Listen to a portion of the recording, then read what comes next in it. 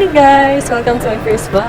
So for today, we are on our way to La Union from Ateneo and nakaalis lang namin. Marine Rehab is pumunta kami somewhere and then mag-help ng clean up and then magtutulong sa kami. And our partner organization is Philip. So time update, this is Jamaica. Hi, good morning. It's already 4:08 p.m. Ayun, it's 4:08. So yeah, I'll get back to you guys later pagdating mo. Hi guys! So ngayon sa McDo kami, stopover muna kami and yan, mga people. Nakarating na kami ngayon sa Urbiz Garden and time check, it is 9:40. 9:40. Alright, is everyone here? Both buses complete? Yes. Hi guys, so tapos na kami mag-surfing lessons for 1 hour and yeah, di ako nakapag-vlog kasi akala ko una, syempre hawak ko yung GoPro tapos mag-surfing ako, baka malaglag, diba? Pero actually marami naman pala kami doon and baka pwedeng makahawak sa instructor yung GoPro. So yun, wala akong video, wala akong picture. Sayang, pero okay lang. Maybe later, sana may chance ulit mag-surfing. So for now, we are... Sige, ano ginagawa niyo? Ewan ko ano ginagawa nila. Pero ayun, now, mag-retouch na, drink water. Hi! Mangrove planting! Hello! Mukhang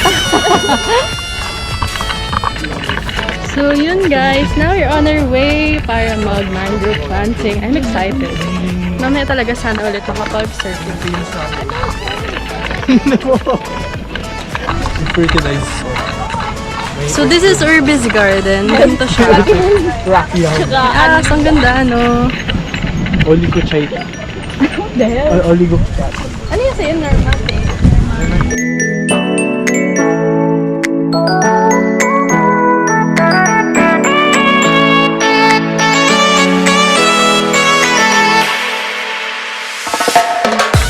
That's the beach! Ang ganda! Urbiz Garden, guys, in San Juan, La Union. So, again, as I said, this one is Rhizopora. Pag red dito niya, it is bakawan lalaki. It's red. This one is green. It's red. It's bakawan. Ito, red ba ito?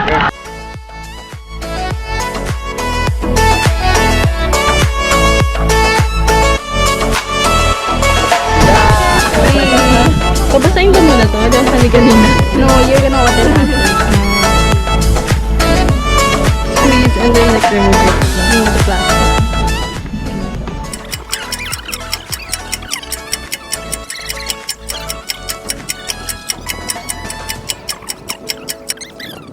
Alat. Okay. Hala, nasisira siya. Magkatabi ba dapat? Hindi. I mean, like lahat. So this is mangrove planting. Here, dapat sa separate hole ka. How old is it? Dito to separate.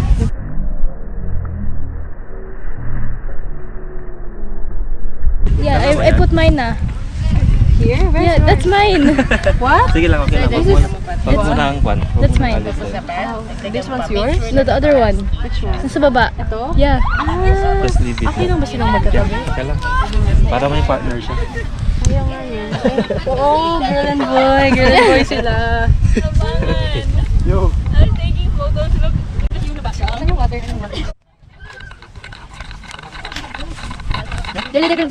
Oh. Hi, Andre. Hi, Zach. So, kumusta? What can you say about the day so far? The agenda? Sobrang super fun. Pero masaya. Like yung surfing. Nakakabot ako ng level 2. Sila lahat level 1 lang. Ako level 2. Wow! Wow! Wow! Excuse me, nakaabot din ako Nakakabot yun. Sa sa shore, like, ano? Taktong sa shore. Hindi, ako pinapababa ko pag malapit na sa shore. Oo nga, sabi daw, di ba? Hi, Sir Ron. Hello. Can I interview you? About what? Wala lang, it's part of my vlog. So, hi guys, this is Sir Ron. He is our general zoology teacher. Hello. He's gonna pass us all. Yeah, I do don't know about our that. 10-point bonus. Yes. So, Yeah, sir, that's why they're here. how's your day? It's good. It's good. This is a really good place. I'm considering it for future field trips. Oh, Bio classes. Yes. Sir Zuo. Okay. Oh, yes. Thank you. Ulit, ecology next. So yun guys, kakatapos lang namin ng mangrove planting and piniprepare na nila yung mga pang boodle fight. Ayan na. Yum, yum, yum. Iniulam natin yung pusa. Sige, masarap yung pusa. What? Joke.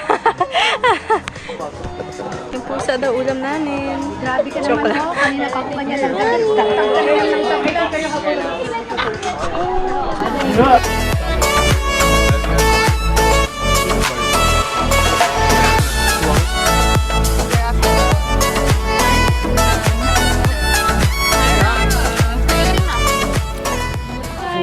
Alright.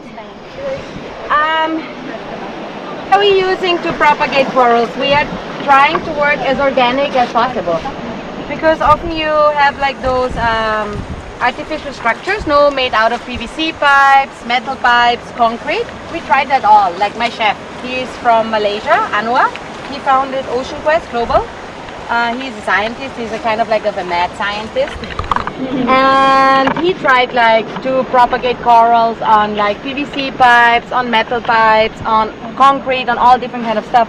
And at the beginning, and fix them with like cable ties and rubber bands and whatever. But after a while, they were growing really nicely, but then they started to deteriorate and die down. Why? Because those structures are not always biocompatible, meaning the body, the tissue of the corals is rejecting that. Also because PVC pipes is like full of harmful toxins, chemicals, yeah, thank you, which are going into the environment. So the corals do not really like that. And also that material is like deteriorating, you know, it's like it breaks down because of course you have so much different chemistry in the water, all the kind of like abiotic factors, sunlight, wind, energy, so it breaks down. And in nature, corals, when they sexually reproduce, and corals develop into a small little planula lava and they try to settle down, they always want hard substrate. They can never settle down on sand because it's always moving in the water. It's not a solid substrate or structure for them. And the preferred substrate to settle down is aragonite, yeah, calcium carbonate, which naturally is being built by corals. So this would be their favorite substrate to settle down. And this is also why we all should always be aware what kind of fish we eat when we fish. For example, parrotfish are so important for coral reefs. They're like keystone species. You know, parrotfish, they're with the beak.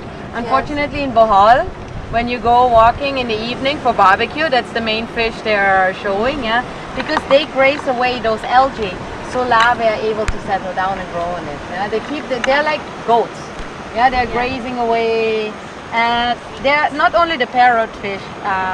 But they are one of the most popular ones. So this is what what we are using now when we're doing coral propagation as our substrate. Also meaning if the coral should not grow for whatever reason, we can leave it in the ocean without any bad conscience because it was in the ocean before anyway. We have footage, Miriano acrylate glue. Was invented during the Vietnam War, which was end of 60s, beginning of 70s, to close pretty fast lacqueration and so on. So it's biodegradable, it's not harmful for the skin. I mean, of course you should not shower in it or anything, but it's not harmful and it dissolves. I mean, still, yeah, glue is made out of plastic, kind of like, yeah, you can say whatever you want, but it doesn't contribute to microplastics because it dissolves entirely, that's why we can use it. Super glue, but it's not only super glue. Anwar invented a catalyst, which he patented. But whoever makes like proper courses, he will always send it for free. He's not selling that stuff. He's not making money out of the catalyst. He doesn't want to, because he wants people to plant as many corals as possible. But of course, usually those who have the catalyst, they make like a proper coral propagation course, because if you're not really trained and don't know what you're doing, you can actually put more harm to the corals than you do good, you know. It's the same. I mean, there's a little bit science about it. So, okay, I'm going to show you now how to do it. It's pretty simple. I'll take out the small one so you can plant it on the bigger one, whoever wants to plant. So, sorry, to find out if this is actually old coral skeleton, if you would apply vinegar on it because of the acidity, and this is made out of calcium carbonate, it would start to fizzle. And when it starts to fizzle, you know this is calcium carbonate. That's why for group 1, ocean acidification is very bad, because the more acidic the ocean gets, the corals, not only corals, like all kind of like calcifying organisms start to dissolve. Okay, we always need to keep it wet. We need that.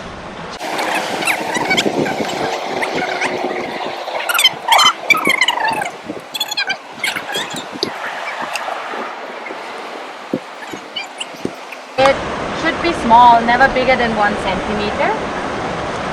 Okay, so we keep it moist. I apply super glue. I put on my coral, make sure that there are enough polyps exposed. Maybe I can put in a little bit of more super glue. I'll show you a sec. And then we take the catalyst. The catalyst bonds immediately the super glue. It hardens it more or less, you can see it. And here we have our coral, that's it. We have planted a coral. So we don't really need to be marine scientists to plant, that's it. And then we just put it into the sea, put it into a nursery so we can monitor it once in a while and make sure. So a month ago we planted corals with our surf instructors, which gave you already the surf lessons. And the corals, you can see, I mean, they're not super big yet, but you can see there's no more super glue, there's no more catalyst, and you can see that the base of the corals have already calcified on the substrate itself. And when that happened, we are pretty much, we have, how do you say, we have overcome the hardest part more or less. And we survived Typhoon Rosita. I mean, it was not one of the strongest typhoons, but you can imagine how big the waves were here, and they were still all there. So hopefully we can see later on. Because of the waves, this was the only species which was able to like be tolerant enough to do that again, yeah?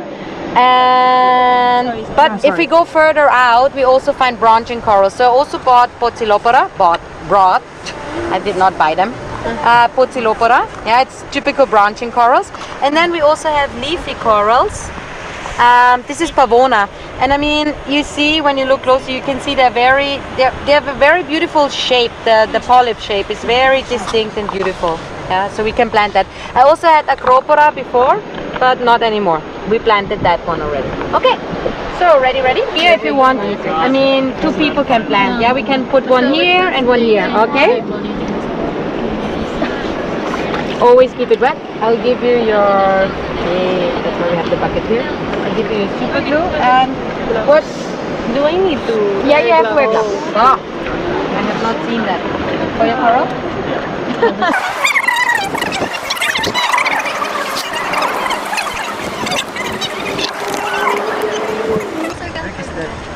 So we plant this like this on, yeah? So this is the surface, this should look up, yeah? Whoever wants to plant next, you can put on your gloves already. Yeah, pass on the glove. One glove is also okay, just the one where you use the, the one where you put the glue. Just make sure that with this glove you touch the coral and the glue, because the glue is also very sticky, yeah. I know you're right-hander probably now, but no, are you right or left-hander? Right. Ah, perfect. Yeah. So I put the glue first. First, yeah. Now I'll give you your coral. Yeah, and Facing up. just put it in a bucket. How long do these usually go for? Well, we keep them in a nursery for 3 years before we put them back into the reef. And how far is the reef? Well, it depends. I mean, here the reef we would probably try to rehabilitate right here on the shore if they're big enough. And we use a plug-in technique. We don't want to use like any cable ties or anything which is artificial. So usually you just find holes and you plug it in. Perfect. Water, over it. It's okay, you just leave it. Yay! Pam pam pam! Picture. Video. Na-video ko Okay. Okay. You can put another one just here.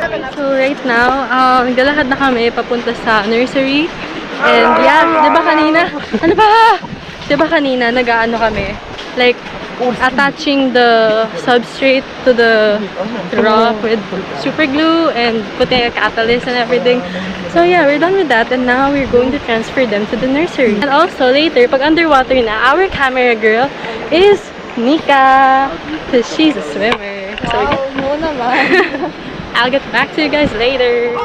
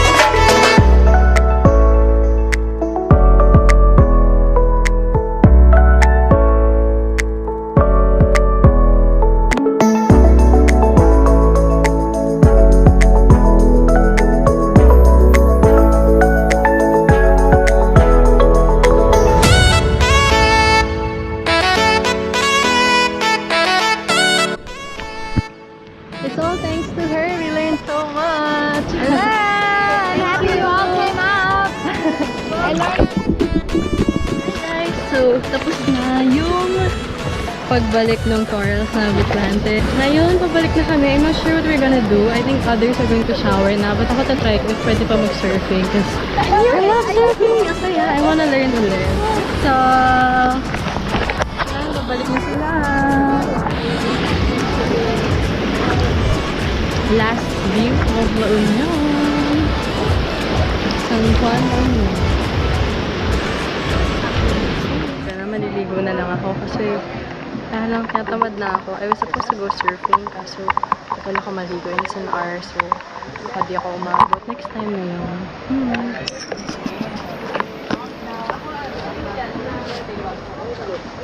Yoga. Share with you when I become a politician. I always ask myself, what's my purpose in this world, Lord? You know, I think we all have that.